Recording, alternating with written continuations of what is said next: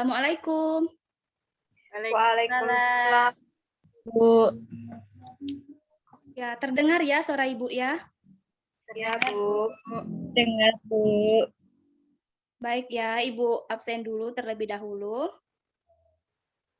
Loni Bubda, Hadir, Bu.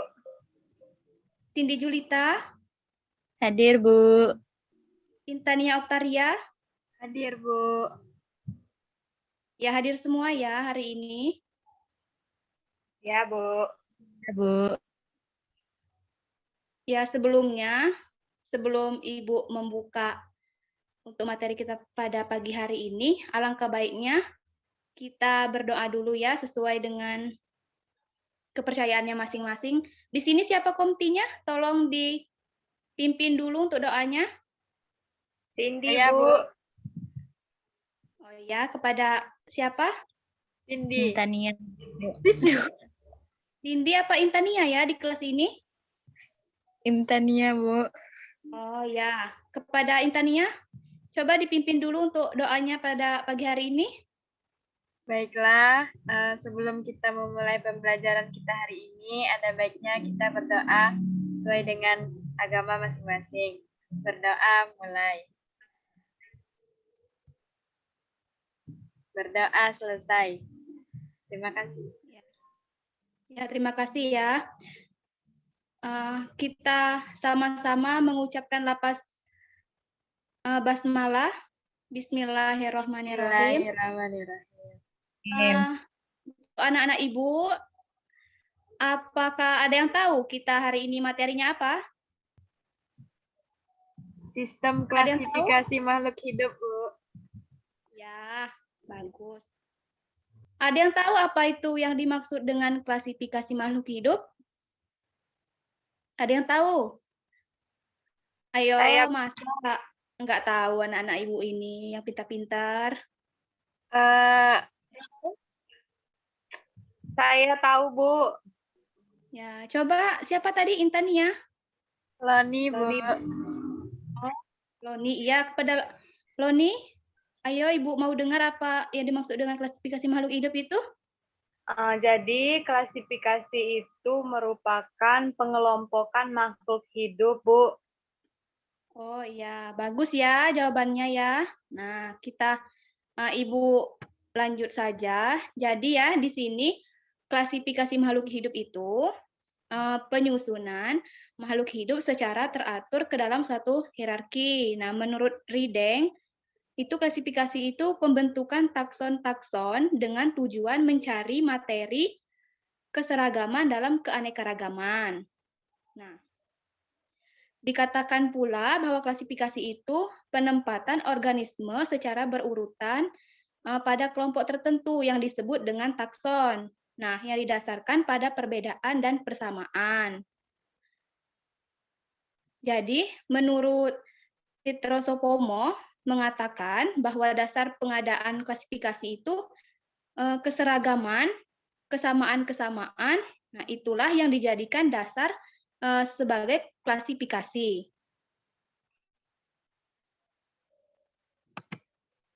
Nah, Ibu mau tanya lagi. Klasifikasi makhluk hidup itu kan memiliki tujuan. Nah, siapa yang bisa apa itu tujuan dari klasifikasi makhluk hidup? Ayo, masa anak-anak Ibu yang cantik-cantik, yang pintar ini nggak bisa tujuan klasifikasi makhluk hidup? Intan coba menjawab, Bu. Untuk Ya, siapa? Boleh? Intania, Bu. Oh, iya, kepada saudari Intania, Ibu persilakan. Kalau menurut Intan, tujuannya untuk bisa membedakan jenis dan famili dari makhluk hidup, Bu. Biar bisa membedakannya. Ya, bagus sekali ya. Ada yang mau menambahkan? Dari tujuan dari klasifikasi makhluk hidup itu apa? Masih ada yang menambahkan? Ya, Ibu jelaskan ya. Nah, jadi tujuan dari klasifikasi makhluk hidup ini, yang pertama itu dapat mengelompokkan makhluk hidup itu berdasarkan persamaan ciri-ciri yang dimiliki. Terus itu untuk mengetahui ciri-ciri suatu jenis makhluk hidup, untuk membedakannya dengan makhluk hidup dari jenis lain, begitu ya.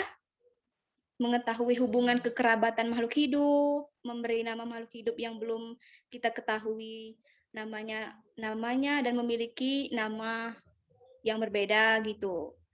Terus itu dapat membandingkan dan mempelajari makhluk hidup. Membandingkan berarti mencari perbedaan dan persamaan ciri atau sifat makhluk hidup tersebut. Maaf, Ibu. Iya. Itu Ya, share PPT Ibu memang nggak bergerak atau gimana ya, Bu? Oh iya, coba siapa yang ini share screen, tolong. Tolong ya. Di tujuan klasifikasi makhluk hidup, kawan-kawannya belum bisa melihatnya. Ya, lanjut aja. Coba lanjut. Lanjut ya. Nah, di situ terdapat ragam klasifikasi makhluk hidup. Yang pertama itu sistem alami ya. Sistem alami yaitu klasifikasi untuk membentuk takson-takson yang bersifat alamiah sesuai kehendak alam. Dasar yang digunakan adalah adanya persamaan sifat, terutama sifat morfologinya. Coba lanjut, Intania.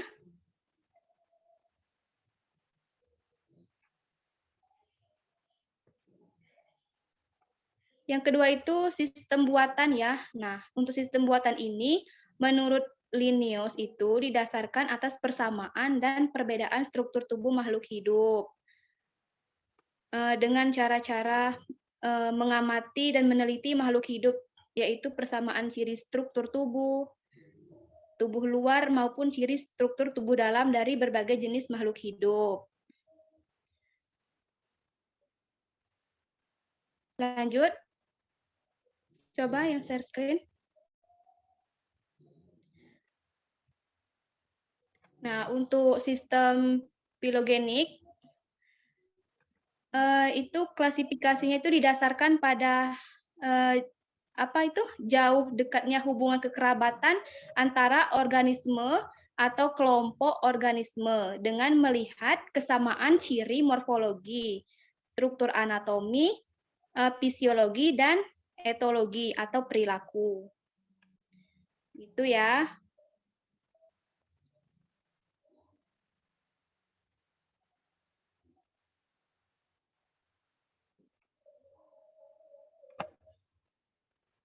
Coba lanjut.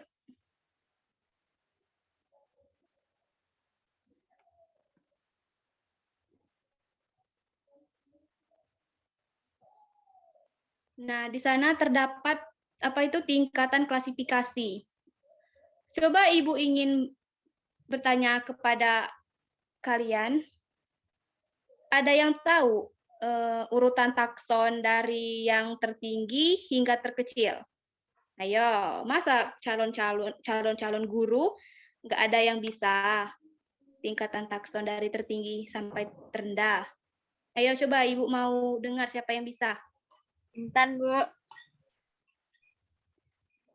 Ya, boleh. Coba disebutin dulu, Intan.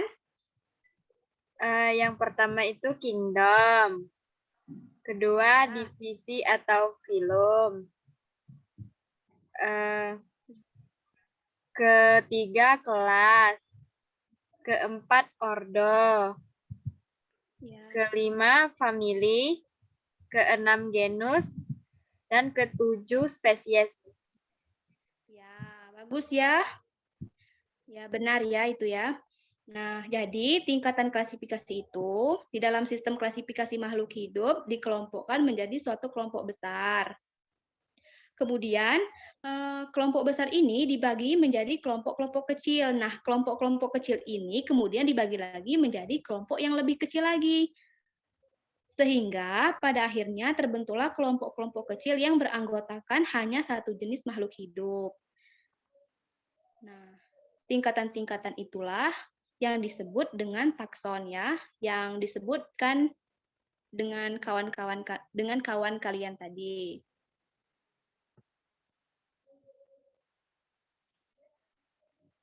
Nah, di sana juga terdapat kunci determinasi ya atau dikotomis dan kladogram. Kalian sudah pernah belajar membuat sebuah kunci determinasi ya pada semester kemarin? Gimana? Iya. Gimana, masih ingat ya cara bikinnya? Cara buatnya masih ingat kan? Lupa, Bu. Ya, harus dipelajarin lagi dong. Iya, Bu. Iya. Harus diingat ya, jangan sampai lupa, itu masih dasar loh.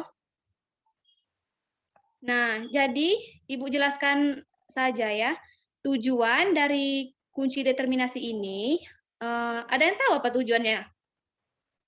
Tahu nggak? Ya, Ibu jelasin aja ya.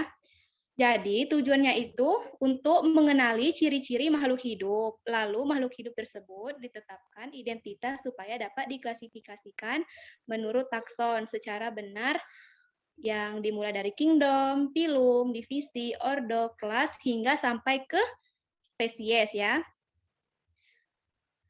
Nah, kalian harus bisa membuat kunci determinasi itu. Ya, Ingat-ingat Bu. lagi ya. Ya. Kita lanjut aja ke kladogram. Kladogram itu, ada yang tahu apa itu kladogram? Pernah belajar belum? Sudah pernah terdengar belum apa kladogram? Pernah dengar, Bu, tapi lupa gimana. Oh iya. Ya, nggak apa-apa ya. Kita sama-sama masih belajar juga ya di sini ya. Jadi, Ibu jelaskan aja, kladogram itu pohon evolusi yang dibuat untuk membantu menganalisis hubungan kekerabatan pada makhluk hidup. Nah, jadi kladogram itu merupakan diagram bercabang yang menggambarkan hubungan taksonomi dan garis evolusioner antar takson. Gitu ya, harus paham itu. Ya, Bu. Iya.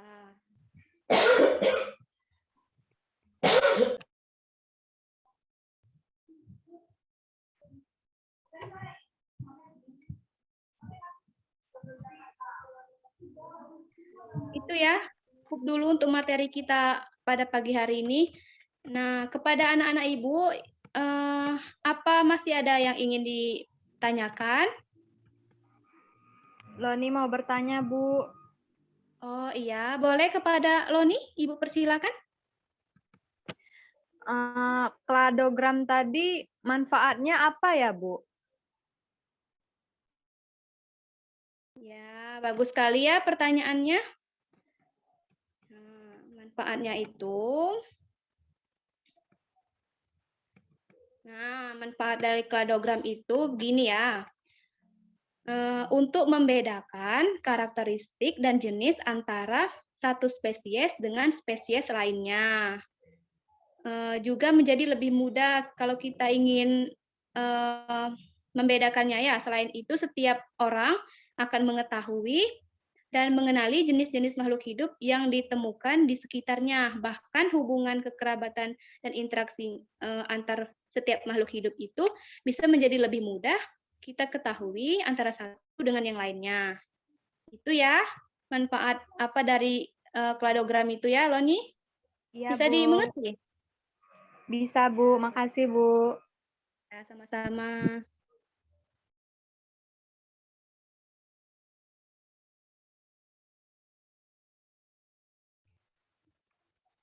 Apa masih ada yang ingin ditanyakan untuk anak-anak Ibu? Apa sudah mengerti? Ibu, Cindy izin bertanya.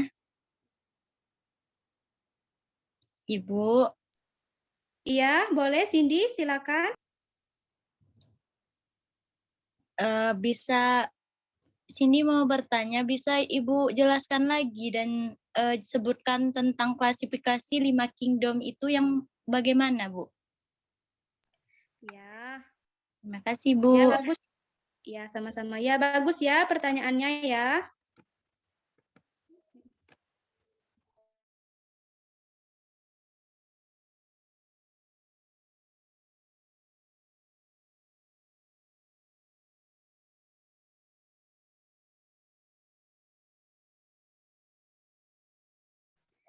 Ya, jadi untuk apa tadi?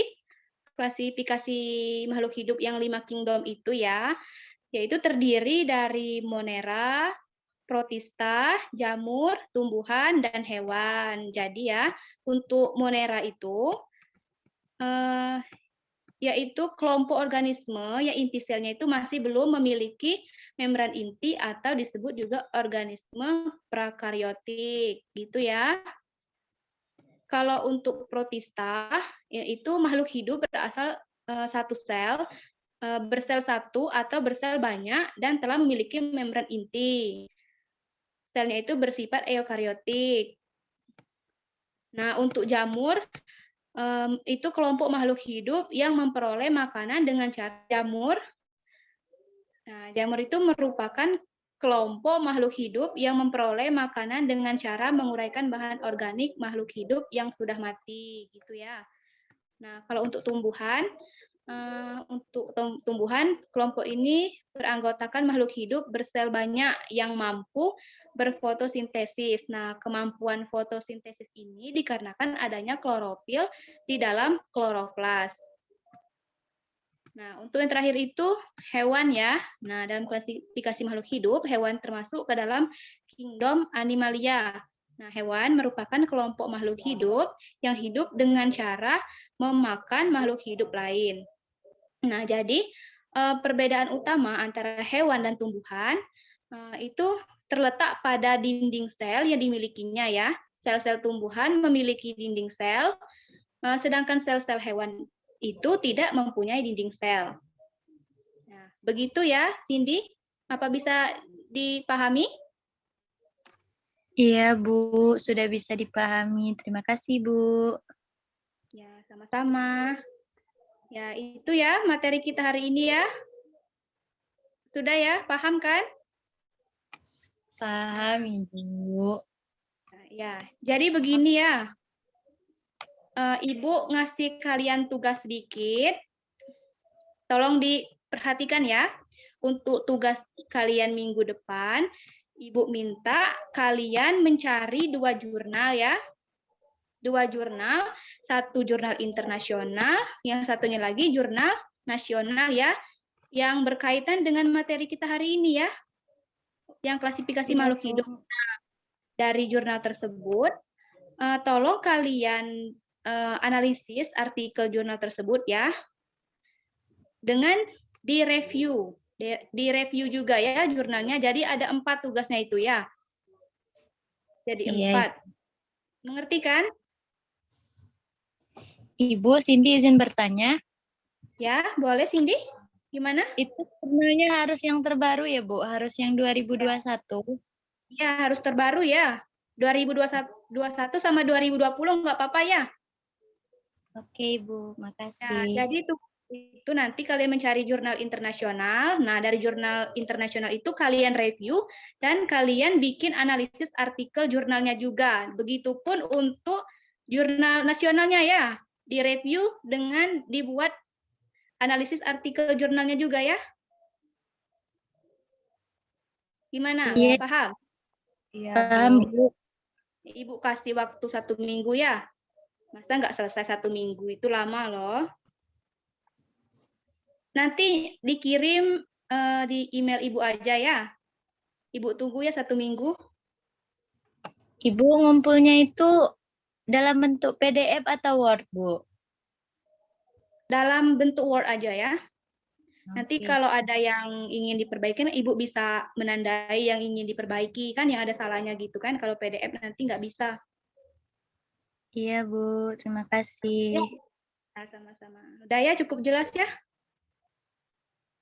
Kita akhiri aja ya pertemuan kita pada pagi hari ini. Terima Iya, kasih Ibu. ya. Wassalamualaikum warahmatullahi wabarakatuh. Waalaikumsalam warahmatullahi wabarakatuh. Ya, Baik. Ibu Lab ya. Iya, Bu. Terima kasih, Bu.